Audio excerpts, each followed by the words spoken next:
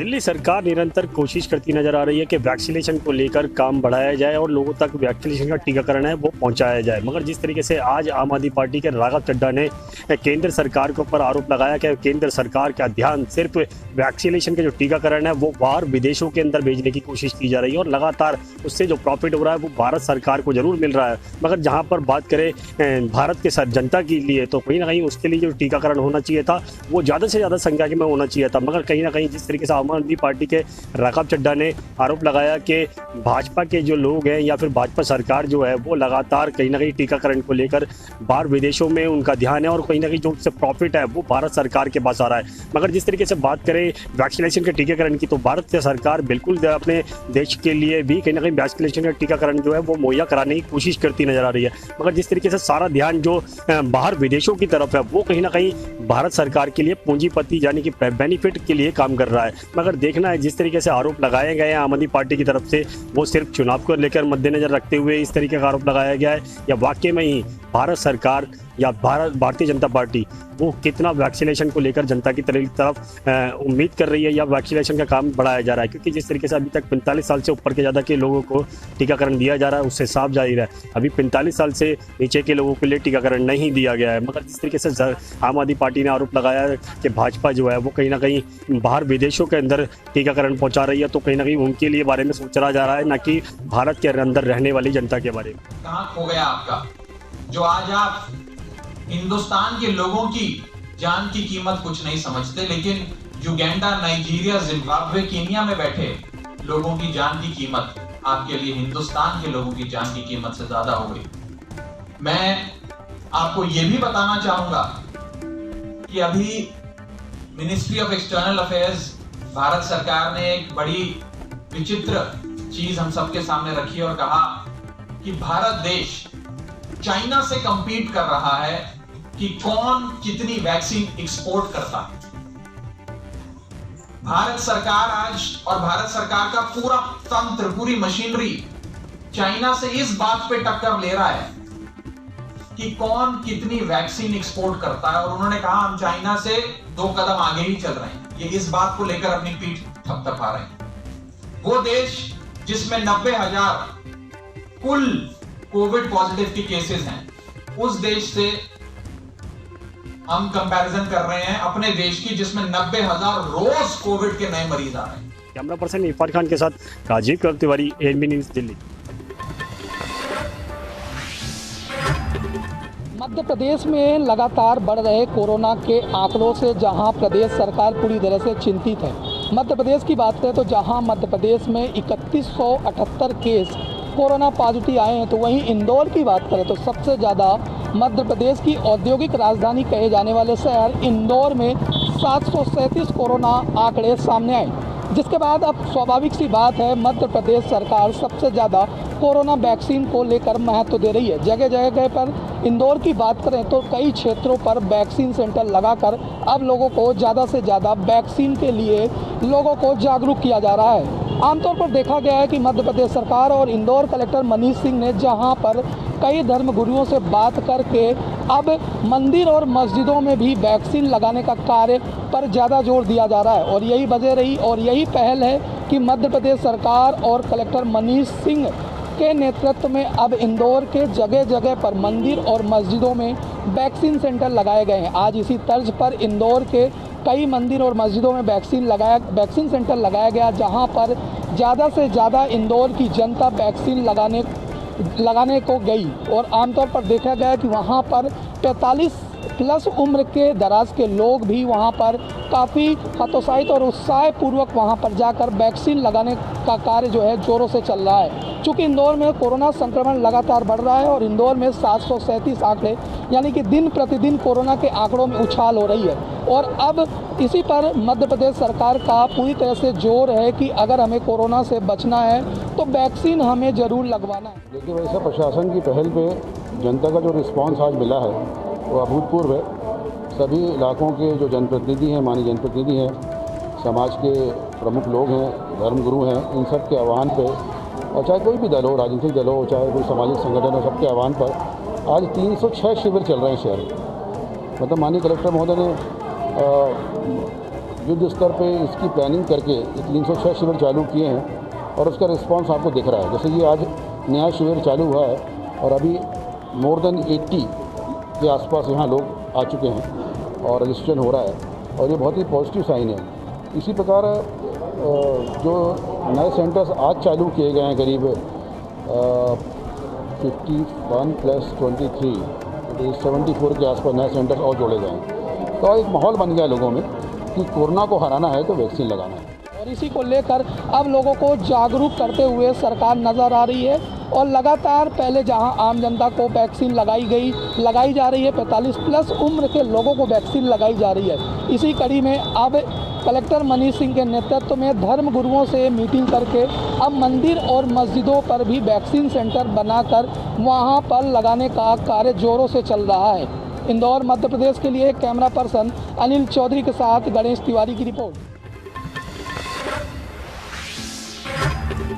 पानी की परेशानी को दूर करने के लिए जिस तरह से योगी सरकार कई योजनाओं और पानी की पूर्ति करने के लिए योजनाएं ला रही है, लेकिन बुंदेलखंड में आज भी पानी की समस्या से लोग जूझ रहे हैं। आज हम जराकला ग्राम पंचायत के खरेरा गांव में मौजूद हैं। इस गांव के लोगों का कहना है कि वह कई सालों से पानी की समस्या से जूझ रहे हैं। वह गांव में बने तालाब से पानी इस्तेमाल करते हैं और गांव में सिर्फ एक ही ऐसा हैंडपम्प है जिससे पूरा गांव पानी भरता है।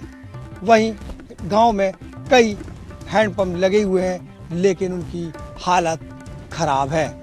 इसकी शिकायत भी वे कई बार प्रशासन और शासन से कर चुके हैं, लेकिन उनकी व्यवस्थाओं पर कोई भी ध्यान नहीं दे रहा है। समस्या ये है कि गंदगी रहती है, नालियाँ साफ सुथरी होती नहीं है। प्रधानी के लिए हर साल वोट मांगने के लिए आ जाते हैं, कोई सुविधा है नहीं है। कब से परेशानी है? हो गया 10-12 साल से ऐसे ही है। और क्या क्या समस्या है? यही समस्या है कि सफाई नहीं होती है, कॉलोनी है, कुछ पहचान के दे दे, काट के इसकी दे दी, काट के उसको दे दी। ये कोई बात हुई दो तो सबको दो, न किसी को नहीं दो। वोट मांगने के लिए हर साल आ जाते। पानी की क्या समस्या है? पानी की समस्या क्या, नल चले गए हैं, पानी नहीं है। अब जिला पंचायत चुनाव लगा हुआ है, प्रधान का चुनाव लगा हुआ है, कैसे प्रत्याशी को आप चाहते हैं? प्रत्याशी अब जब जनता को खुश कर देगा तो जनता को काम करेगा तो फिर हम लोग भी तैयार है, सब लोग। वहीं चुनाव में अगर उनसे चुनाव के लिए बात की गई तो उन्होंने बताया कि वह ऐसा प्रत्याशी चाहते हैं जो उनकी पानी, शिक्षा, स्वास्थ्य की व्यवस्था को पूरा कर सके। कैमरा पर्सन के साथ मोहम्मद शहजाद, ANB न्यूज़, झांसी। प्रधानमंत्री नरेंद्र मोदी के द्वारा देश की गरीब जनताओं का भला करने के लिए, उन्हें सरकारी योजनाओं का लाभ दिलाने के लिए रोज़ नई नई योजनाएं लाई जा रही हैं। तो अब इन योजनाओं को ठग अपनी कमाई का जरिया बना लिए हैं। अभी जब प्रधानमंत्री आवास योजना शुरू हुआ तो गरीब लोगों को प्रधानमंत्री आवास योजना का आवास दिलाया जाता था, लेकिन अब इसको भी ठग अपनी कमाई का जरिया बना चुके हैं और भोली भाली जनता से ठगी कर रहे हैं। तो आवास के नाम पर एक तरफ लूट की जा रही है ठगों के द्वारा, तो दूसरी ओर अब ठगी करने का नया तरीका अपना चुके हैं और अब ठग मोटरसाइकिल दिलवाने के नाम पर ठगी को अंजाम दे रहे हैं। एक ऐसा ही मामला मध्य प्रदेश के रीवा जिले से निकलकर सामने आया है, जहां रीवा जिले के अमहिया थाने में करीब आधा सैकड़ा लोग शिकायत दर्ज करवाने पहुंचे कि उनसे मोटरसाइकिल दिलवाने के नाम पर 35 हज़ार रुपये ठगी कर लिए हैं। हालांकि अमहिया थाने में शिकायतकर्ताओं ने जो शिकायत दर्ज करवाई वह पुलिस शिकायत दर्ज कर ली है और उसमें जांच शुरू कर दी है। उसमें करीब कुछ आरोपी बीती शाम को गिरफ्तार किए गए हैं, जिनसे पुलिस के द्वारा पूछताछ की जा रही है।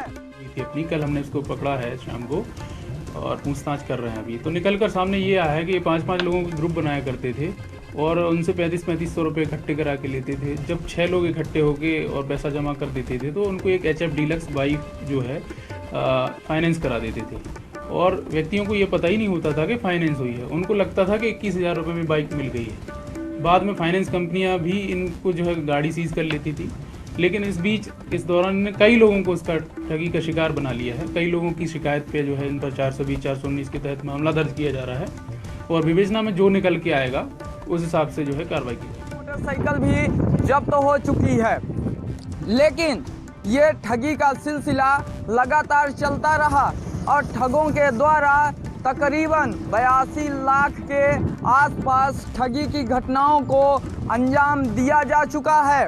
हालांकि अमहिया थाने में मामला दर्ज कर लिया गया है और आगे की कार्यवाही की जा रही है। कुछ आरोपियों को गिरफ्तार किया गया है, उनसे पूछताछ जारी है। जल्द ही कोई बड़ा खुलासा हो सकता है, लेकिन एएनबी न्यूज आपसे अपील करता है कि आप ऐसे ठगों से दूर रहें, क्योंकि सरकारी जो भी योजनाएं आती हैं उनमें कभी हितग्राहियों से पैसा नहीं लिया जाता। अगर लिया भी जाता है तो पूरे एविडेंस के साथ, पूरी तरह से सोच समझकर ही किसी को पैसा दें। एएनबी न्यूज के साथ संवाददाता विजय तिवारी, रीवा। इस प्रकार से प्रदेश और में कोरोना तेजी से अपनी गति बढ़ाता जा रहा है, उसी प्रकार से उज्जैन जिले में भी कोरोना ने अपनी गति को बढ़ा दिया है। कल तक आए हुए पॉजिटिव की संख्या 98 के पार पहुंच चुकी है, जो आज होने वाले समय में हो सकता है कि 100 का आंकड़ा भी पार कर दे। यही आंकड़े जब हम पिछले लॉकडाउन की तरफ जाते हैं और देखते हैं तो हम पाते हैं कि उज्जैन में यह आंकड़ा 0 पर था, जो पिछले 3 महीनों में उछल कर 98 तक पहुंच चुका है। लेकिन उसके लिए भी हम आपको बता दें यहाँ पे कि आप यहाँ देख रहे हैं किस प्रकार से जनता निकल रही है, बिना मास्क के निकल रही है और भीड़ अनियंत्रित हो रही है। गाड़ियों पर 3-3 बैठ के निकल रहे हैं। सोशल डिस्टेंस लोग भूले हुए हैं, बिल्कुल तरीके से भूल चुके हैं। और अगर यही रवैया इस उज्जैन शहर के रहे तो आने वाले समय में उज्जैन में हो सकता है कि लॉकडाउन लगाना पड़े, क्योंकि जनता मान नहीं रही है। प्रशासन अपनी तरफ से पूरी तैयारी करके बैठा है। हर तरफ से उन पर चालानी कार्रवाई, अस्थायी जेल कार्रवाई और कई प्रकार के जुर्माना लगा चुका है, लेकिन उसके बाद भी जनता मानने को तैयार नहीं है। उज्जैन से विजेंद्र यादव, एएनबी न्यूज़ के लिए। भिंड में कोरोना को बढ़ते देख एक मीटिंग बुलाई गई, जिसमें कमिश्नर, डीआईजी और भिंड कलेक्टर, भिंड एसपी और भिंड जिला चिकित्सालय सीएमओ सभी ने भाग लिया।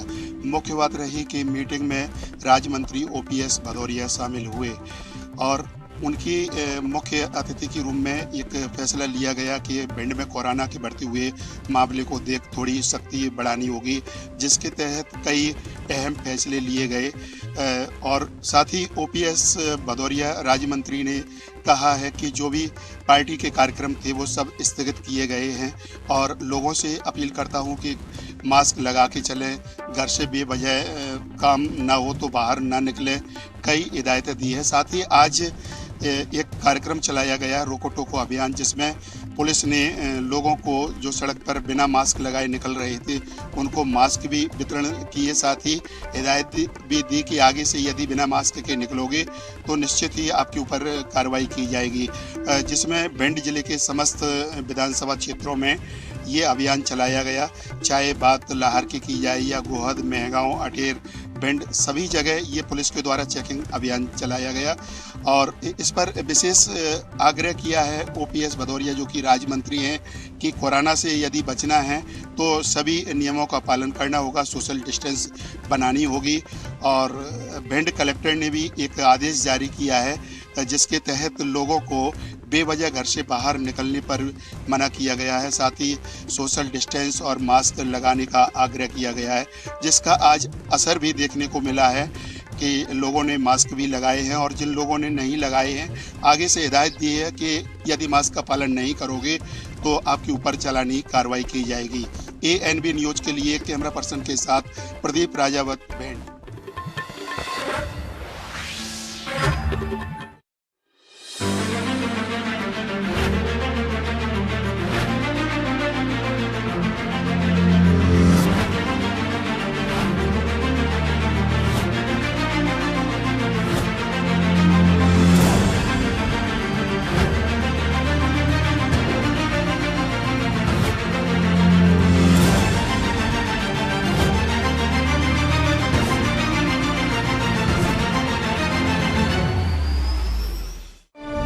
ਨੌਜਵਾਨ ਪੀੜ੍ਹੀ ਨੂੰ ਫੌਜ ਵਿੱਚ ਭਰਤੀ ਦੀ ਤਿਆਰੀ ਕਰਵਾਉਣ ਲਈ Sardar Bahadur Amin Chand Soni armed forces preparatory institute ਦੀ ਸਥਾਪਨਾ ਹੁਸ਼ਿਆਰਪੁਰ ਜ਼ਿਲ੍ਹੇ ਵਿੱਚ ਕੀਤੀ ਜਾ ਰਹੀ ਹੈ। 4 ਵਰ੍ਹਿਆਂ ਤੋਂ ਦੇਸ਼ ਪ੍ਰੇਮ ਦੀ ਭਾਵਨਾ ਪ੍ਰਫੁੱਲਤ ਕਰਦੀ ਪੰਜਾਬ ਸਰਕਾਰ।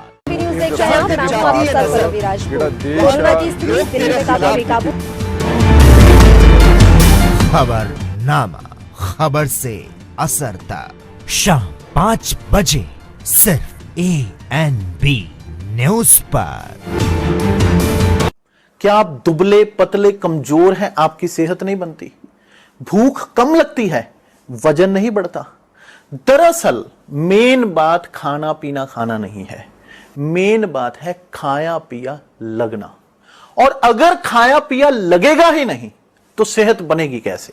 इसलिए हमारी संस्था सन्यासी आयुर्वेदा ने एक ऐसी दवा बनाई है जो कि आपके पाचन तंत्र को, आपके लीवर सिस्टम को ठीक करने का काम करती है, ताकि आप जो भी खाएं उसका पूरे का पूरा निचोड़ आपके शरीर को लगे, आपकी भूख बढ़े, खाया पिया सही से लगे, नया खून बने, हड्डियों में जान आए, वजन बढ़े, ताकत बढ़े, चेहरे पर नूर आए और आप मोटे तगड़े खूबसूरत पर्सनैलिटी के मालिक बन जाएं। यह दवा पूरी तरह से आयुर्वेदिक होती है। इसका शरीर पर कोई भी साइड इफेक्ट, कोई भी नुकसान या दुष्प्रभाव नहीं होता। लड़के लड़कियां दोनों इसका इस्तेमाल कर सकते हैं और पहले 15 दिन के अंदर ही आपको इसका असर महसूस हो जाएगा। सिर्फ 650 रुपए की पूरे 1 महीने की दवा होती है और आप इसे घर बैठे 011 45 45 45 45 पर फोन करके दवा मंगवा सकते हैं।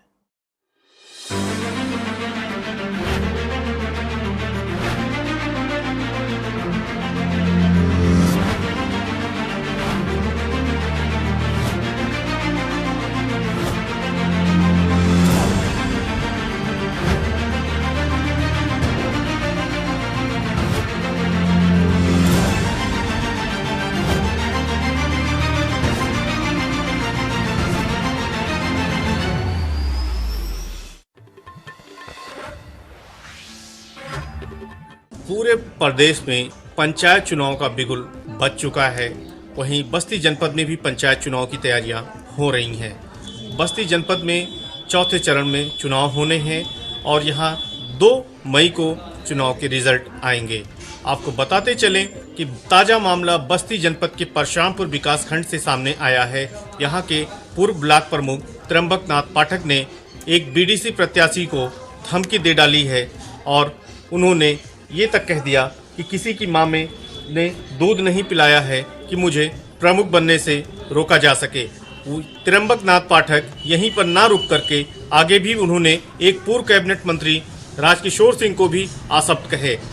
भारतीय जनता पार्टी के नेताओं को क्या हो गया है, ये ऐसे आशब्द कैसे बोल सकते हैं और ये शब्दों की भाषा कैसे, शब्दों की सीमा कैसे लांघकर एक दूसरे पर आरोप प्रत्यारोप लगाते रहते हैं।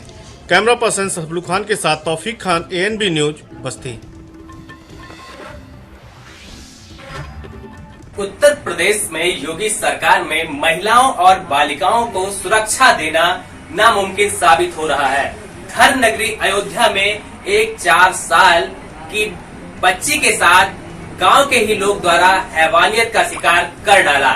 धर्म नगरी अयोध्या में अधर्म का खेल देखने को मिला। आपको बताते चले कि कोतवाली रुदौली में एक 4 साल मासूम बालिका के साथ एक गांव के ही लोगों द्वारा उसको हैवानियत का शिकार कर डाला और उसके घर वाले खेत में गेहूं की कटाई करने गए थे।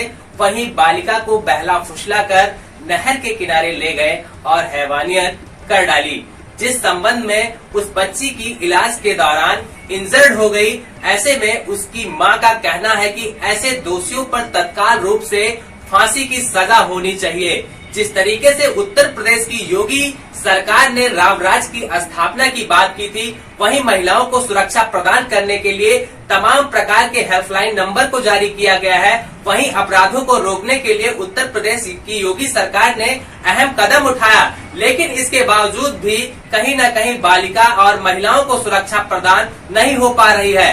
अपराधी दिन दिन बढ़ रहे हैं। आखिरकार क्या उनको कानून का खौफ नहीं है? ऐसे में उसके माता पिता और परिजन का आरोप है कि ऐसे लोगों पर तत्काल रूप से फांसी की सजा सुनाई जाए। थाना रुदौली क्षेत्र के ग्राम शुक्लापुर में घर के बाहर खेलती हुई एक 4 वर्षीय बालिका को गांव के ज्ञानू और ज्ञानचंद नाम के लड़के ने उठा लिया और गांव के बाहर नहर के पास ले जाकर उसके साथ दुष्कर्म किया। बालिका के चाचा की तहरीर के आधार पर अभियोग पंजीकृत कर कार्रवाई की जा रही है। अभी उसको गिरफ्तार कर लिया गया है। पीड़िता का इलाज जिला महिला चिकित्सालय में चल रहा है। अयोध्या की रुदौली पुलिस द्वारा तत्काल रूप से हैवानियत करने वाले व्यक्ति को गिरफ्तार कर जेल भी भेज दिया गया है, लेकिन परिजनों का आरोप है कि जिस तरीके से उसकी 4 साल बालिका के साथ हैवानियत का शिकार किया गया, ऐसे दोषी को फांसी की सजा होनी चाहिए। वीडियो पर्सन डीके के साथ Gaurav Mishra, NP news channel Ayodhya. आगामी चुनाव, पंचायती चुनाव वह कुंभ स्नान को लेकर आज उत्तराखंड के आसपास के बॉर्डर और जनपद बिजनौर के आला अधिकारियों ने एक बैठक की। बरकत शुगर मिल नांगल थाना क्षेत्र अंतर्गत ये आज मीटिंग की गई, जिसमें अवैध शराब और जो कि अपराध उत्तराखंड से लोग यहाँ आते हैं या यहाँ से उत्तराखंड में अपराध करने जाते हैं, उनके ऊपर चर्चा की गई। और खासकर चुनाव, पंचायती चुनाव किस तरह से शांतिपूर्वक कराया जाए, इसको लेकर डॉक्टर धर्मवीर सिंह एसपी द्वारा और जिला अधिकारी रमाकांत पांडे द्वारा यह खास बैठक बुलाई गई और उत्तराखंड के अधिकारियों के साथ ये बैठक की गई, जिसमें मुरादाबाद से भी कई अधिकारी यहाँ मौके पर पहुंचे और रामपुर से भी। पंचायत चुनाव के सिलसिले से और जो कुंभ का स्नान हरिद्वार में आयोजित हो रहा है उस सिलसिले से उत्तराखंड के जो हमारे सीमावर्ती जनपद हैं उनके अधिकारियों की, पुलिस और प्रशासनिक अधिकारियों की एक हमारे बिजनौर के पुलिस और प्रशासनिक अधिकारियों के साथ समन्वय गोष्ठी आज आयोजित हुई, जिसमें विशेष रूप से ये चर्चा हुई कि किस प्रकार से शांतिपूर्वक हम पंचायत चुनाव आयोजित करा सकें जो दूसरे चरण में हमारा 19 तारीख को होने वाला है, और कुंभ के सिलसिले से हमारा आपस में क्या सहयोग रहेगा। तो जो अपराधी इंटरस्टेट एक्टिविटीज में लिप्त हैं या शराब के गलत कामों में लिप्त हैं या और इस प्रकार के, तो उन पर किस प्रकार से बहुत मजबूती से उन पर कार्रवाई की जाए और कैसे शांति व्यवस्था बनाए रखी जाए निर्वाचन और कुंभ के दौरान, इस पर विस्तारपूर्वक चर्चा हुई। जिले के आसपास के बॉर्डर के जो भी जिले नजर आ रहे हैं, जैसे आपको बता दें उधम सिंह नगर, हरिद्वार और कोटद्वार, पौड़ी, इन जिले के आला अधिकारी वहां मौके पर पहुंचे और बिजनौर के अधिकारियों से, उत्तर प्रदेश के बिजनौर के अधिकारियों से उन्होंने गोष्ठी की और ये पंचायती चुनाव और कुंभ स्नान में ये जानने की कोशिश की कि आपस में एक दूसरे की कैसे वो मदद कर सकते हैं। कैमरा पर्सन के साथ मैं अजय पांडे, एएनबी न्यूज बिजनौर। प्रदेश में कोरोना का प्रकोप लगातार बढ़ता ही जा रहा है। आपको बता दें जनपद जालौन में भी कोरोना के मामले सामने आने लगे हैं। दिन प्रतिदिन 5-10 केस कोरोना पॉजिटिव पाए जा रहे हैं। तो वहीं कोरोना के बढ़ते प्रकोप को देखते हुए जिलाधिकारी प्रियंका निरंजन द्वारा आम जनमानस से अपील की गई है कि सभी व्यक्ति अपने घर से मास्क लगाकर ही निकलें व सोशल डिस्टेंस का पालन अवश्य करें। कि लगातार बढ़ते मरीजों को लेकर आज मीटिंग की गई, इसका मुख्य उद्देश्य क्या है? इसमें आप देख रहे हैं, जैसा कि आप और किसी भी देख रहे हैं, प्रदेश में और देश में कोरोना की सेकेंड वेव आ रही है, तो इसको लेकर लोगों को जागरूक करने के लिए और अपने जिले की सभी व्यवस्थाओं को दुरुस्त करने के लिए ये मीटिंग बुलाई गई थी, जिसमें सभी प्रशासनिक अधिकारियों को निर्देश दिए गए और आम जनमानस और व्यापार मंडल से गुजारिश की गई कि जिस तरह से कोरोना को लेकर आपकी विभिन्न गतिविधियाँ हैं, आप जिन उपायों का प्रयोग करते रहे, मास्क और सोशल डिस्टेंसिंग मेंटेन करना है, इनको आप निश्चित करें, इसमें किसी प्रकार की कोताही ना हो, अधिक से अधिक लोग वैक्सीनेशन कराएं ताकि इस महामारी से संकट निपट सकें। साथ ही सभी दुकानदार व प्रतिष्ठान संचालक मास्क लगाकर ही सामग्री बेचें एवं बिना मास्क लगाए किसी भी व्यक्ति को सामग्री न दें। यदि जनपद में कोई भी व्यक्ति बिना मास्क लगाए भ्रमण करते पाया जाता है तो राष्ट्रीय आपदा अधिनियम 2005 नियति प्राविधानों के अंतर्गत प्राधानता शक्तियों का प्रयोग करते हुए नियमानुसार अधिनियम आर्थिक दंड आरोपित किया जाएगा, जिसके हेतु विकास भवन में मीटिंग की गई। मीटिंग के दौरान सभी उप जिलाधिकारी एवं पुलिस अधिकारियों को निर्देश दे दिए गए हैं। ANB news Mangrajpur Jalaun. मथुरा जनपद में दिन रोज कोरोना का कहर बढ़ता हुआ नजर आ रहा है। वहीं 24 घंटे में 68 मरीज मिलने से स्वास्थ्य विभाग में हड़कंप मच गया है। वहीं संक्रमित लोगों के संपर्क में आए लोगों की स्वास्थ्य विभाग के द्वारा जांच कराई जा रही है। वहीं मथुरा प्रशासन के द्वारा सभी लोगों से अपील भी की जा रही है कि वो सोशल डिस्टेंसिंग बनाएं और मास्क लगाएं। वहीं उत्तर प्रदेश सरकार के द्वारा गाइडलाइंस भी जारी की गई हैं कि अगर किसी भी क्षेत्र में अगर एक मरीज मिलता है तो करीब 20 घरों को वहाँ सील किया जाएगा। उसको देखते हुए सभी लोगों से अपील भी की जा रही है कि घरों में रहें और सोशल डिस्टेंसों का पालन करें और मास्क लगाएं। मथुरा से रिंकू शर्मा, ANB।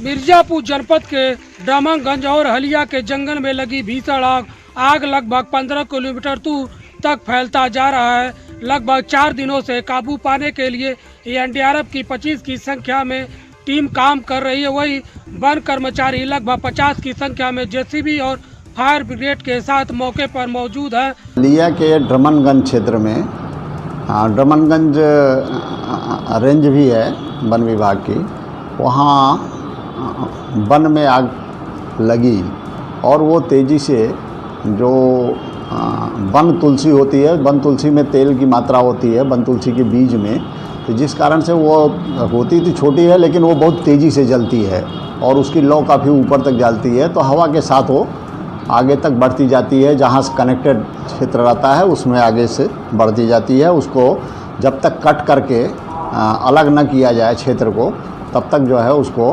रोकना बड़ा मुश्किल होता है। तो यही स्थिति उस जंगल में रही कि ये जो वन तुलसी का पौधा सूखा हुआ है और उस पर बीज लगे हुए हैं, उससे आग तेज़ी से फैल रही है। वो जैसे तेल जलता हो उस तरह की लौ काफ़ी ऊपर तक है। वही जंगल में आग दूर फैलता जा रहा है। वही आसपास के गांव को भी अलर्ट किया गया है। वही वन विभाग के तरफ से आला अधिकारियों को भी पल पल की जानकारी दी जा रही है। मिर्जापुर से ANB न्यूज संवाददाता राम कुमार सिंह। यहाँ उत्तर प्रदेश में कोरोना के मरीजों की संख्या लगातार बढ़ती दिखाई दे रही है। वहीं पर इसको देखते हुए अमेठी प्रशासन भी, स्वास्थ्य विभाग सख्त नज़र आ रहा है। ऐसे में अमेठी रेलवे स्टेशन पर जो भी ट्रेनें बाहर प्रदेशों से आ रही हैं, चाहे वो महाराष्ट्र हो, चाहे वो दिल्ली हो या पंजाब हो, वहाँ से जो भी ट्रेनें आ रही हैं उनके मरीजों की यहाँ पर कोविड जाँच की जा रही है। और ऐसे में अमेठी प्रशासन लगातार सख्त होता जा रहा है क्योंकि अमेठी में लगातार कोरोना के मरीजों की संख्या बढ़ती जा रही है। ऐसे में कहीं ना कहीं लोगों को जागरूक करने के लिए प्रशासन भी अपने पूरे तरीके अपना रहा है, लोगों को जागरूक कर रहा है। कैमरामैन संजय यादव के साथ राजकुमार जायसवाल, ANB न्यूज अमेठी।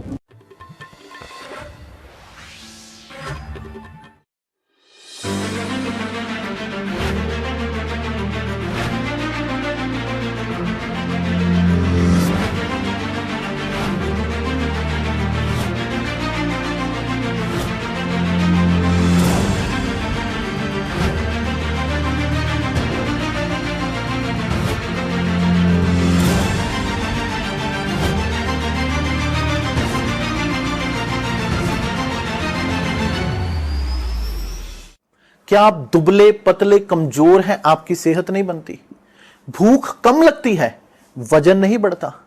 दरअसल मेन बात खाना पीना खाना नहीं है, मेन बात है खाया पिया लगना। और अगर खाया पिया लगेगा ही नहीं तो सेहत बनेगी कैसे?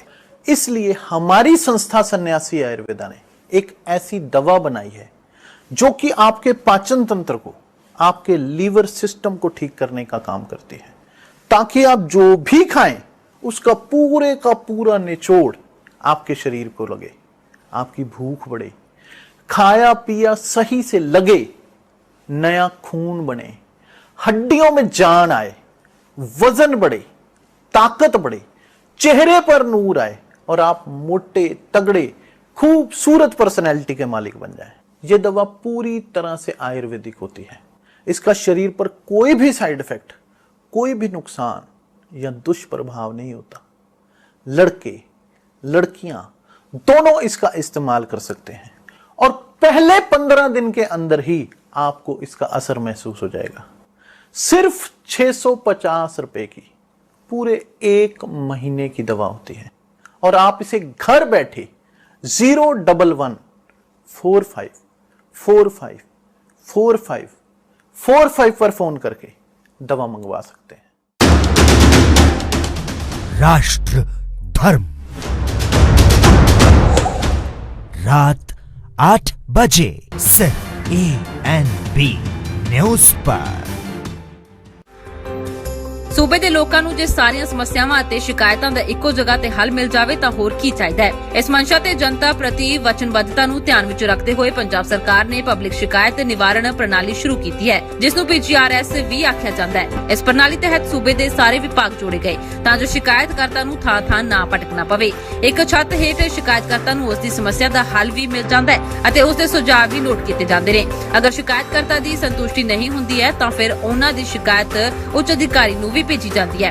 ਪੰਜਾਬ ਸਰਕਾਰ ਨੇ ਸੂਬੇ ਦੇ ਨਾਗਰਿਕਾਂ ਨੂੰ ਆਪਣੀ ਸ਼ਿਕਾਇਤ ਦੇਣ ਸੰਬੰਧੀ ਹਰ ਤਰ੍ਹਾਂ ਦੇ ਪਲੇਟਫਾਰਮ ਉਪਲਬਧ ਕਰਵਾਏ ਨੇ, ਚਾਹੇ ਵੈਬਸਾਈਟ ਦੇ ਜ਼ਰੀਏ, ਮੋਬਾਈਲ ਫੋਨ ਦੇ ਜ਼ਰੀਏ, ਸੇਵਾ ਕੇਂਦਰਾਂ ਦੇ ਜ਼ਰੀਏ, ਇੱਥੋਂ ਤੱਕ ਕਿ 1905 ਕਾਲ ਸੈਂਟਰਾਂ ਦੇ ਜ਼ਰੀਏ ਵੀ ਸ਼ਿਕਾਇਤ ਦਰਜ ਕਰਵਾਈ ਜਾ ਸਕਦੀ ਹੈ ਤਾਂ ਜੋ ਸ਼ਿਕਾਇਤਕਰਤਾ ਆਸਾਨੀ ਨਾਲ ਆਪਣੀ ਸ਼ਿਕਾਇਤ ਦਰਜ ਕਰਵਾ ਸਕੇ ਅਤੇ ਉਸ ਨੂੰ ਸ਼ਿਕਾਇਤ ਟਰੈਕ ਕਰਨ ਵਿੱਚ ਵੀ ਕਿਸੇ ਕਿਸਮ ਦੀ ਦਿੱਕਤ ਨਾ ਆਵੇ। ਹਾਂਜੀ, ਜਿਹੜੀ ਪੰਜਾਬ ਸਰਕਾਰ ਨੇ ਇਹ ਨਵੀਂ 1905 ਕਾਲ ਸੈਂਟਰ ਸ਼ੁਰੂ ਕੀਤਾ ਹੈ, ਬਹੁਤ ਵਧੀਆ ਜਾਣੀ ਕਿ ਉਪਰਾਲਾ ਕੀਤਾ ਹੈ। ਮੈਨੂੰ ਵੀ ਇੱਕ ਪਰੇਸ਼ਾਨੀ ਆਈ ਸੀ, ਮੈਂ ਸੇਵਾ ਕੇਂਦਰ ਗਿਆ ਸੀ, ਉੱਥੇ ਮੈਂ ਆਪਣੀ ਫਰਦ ਕਢਵਾਉਣੀ ਸੀ, ਪਰ ਉੱਥੇ ਕੋਈ ਤਕਨੀਕੀ ਖਰਾਬੀ ਕਰਕੇ ਜਿਹੜੀ ਮੇਰੀ ਫਰਦ ਨਹੀਂ ਨਿਕਲ ਰਹੀ। ਜਦ ਮੈਂ 1905 ਤੇ ਕਾਲ ਕੀਤਾ ਤਾਂ ਮੇਰੀ ਸਮੱਸਿਆ ਦਾ ਥੋੜ੍ਹਾ ਹੱਲ ਹੋਇਆ ਜਾਂਦਾ ਜੀ। ਜਿਹੜਾ 1905 ਕਾਲ ਨੰਬਰ ਹੈਗੀ ਆ, ਕੋਈ ਵੀ ਆਪਾਂ 3-4 ਸੁਵਿਧਾ ਹੈਗੀਆਂ, ਇਸ 'ਚ 4-5 ਹੋਰ ਵੀ ਹੈਗੇ ਸੁਵਿਧਾ, ਜ਼ਰੂਰੀ ਨਹੀਂ ਹੈਗੀ ਆਪਣਾ ਰਜਿਸਟਰੀ ਦਾ ਹੀ ਹੈਗਾ, ਆਪਾਂ ਹੋਰ ਵੀ ਸੁਵਿਧਾ ਲੈ ਸਕਦੇ ਆ। ਇਸ 'ਤੇ ਫੋਨ ਕਰਕੇ ਇਹਦੀ ਪੂਰੀ ਜਾਣਕਾਰੀ ਲੈ ਸਕਦੇ ਆ। ਪੰਜਾਬ ਸਰਕਾਰ ਦੀ ਨੀਤੀ ਤੇ ਨੀਅਤ ਸਾਫ਼ ਹੈ, ਇਸ ਕਰਕੇ ਇਸ ਪ੍ਰਣਾਲੀ ਤਹਿਤ ਨਾਗਰਿਕਾਂ ਦੀਆਂ ਮੁਸ਼ਕਲਾਂ ਦਾ ਸਮੇਂ ਸਿਰ ਨਿਪਟਾਰਾ ਕਰਨ ਲਈ ਟੀਚਾ ਰੱਖਿਆ ਗਿਆ ਹੈ। ਅਗਰ ਕਿਸੇ ਨਾਗਰਿਕ ਦੀ ਸ਼ਿਕਾਇਤ ਸਮੇਂ ਸਿਰ ਹੱਲ ਨਹੀਂ ਹੁੰਦੀ ਹੈ ਤਾਂ ਫਿਰ ਨੋਡਲ ਅਧਿਕਾਰੀਆਂ ਅਤੇ ਅਪੀਲ ਅਥਾਰਟੀਆਂ ਨੂੰ ਵੱਖ-ਵੱਖ ਪੱਧਰ ਤੇ ਤੈਨਾਤ ਕੀਤਾ ਜਾਂਦਾ ਹੈ ਤਾਂ ਜੋ ਸੂਬੇ ਦਾ ਇੱਕ ਵੀ ਨਾਗਰਿਕ ਨਿਰਾਸ਼ ਨਾ ਹੋਵੇ। ਜਨਤਾ ਦੀ ਸੇਵਾ ਮਤਲਬ ਪੰਜਾਬ ਸਰਕਾਰ, ਜਿਸ ਨੇ ਨਿੱਕੀ ਜਿਹੀ ਸ਼ਿਕਾਇਤ ਤੋਂ ਲੈ ਕੇ ਵੱਡੀ ਸ਼ਿਕਾਇਤ ਤੱਕ ਹੱਲ ਕਰਨ ਲਈ PGRS ਸ਼ੁਰੂ ਕੀਤਾ ਹੈ।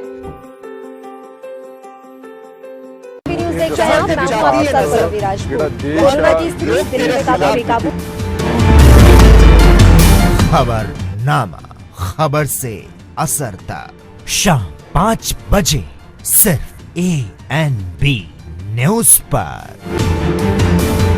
कम ब्रेक।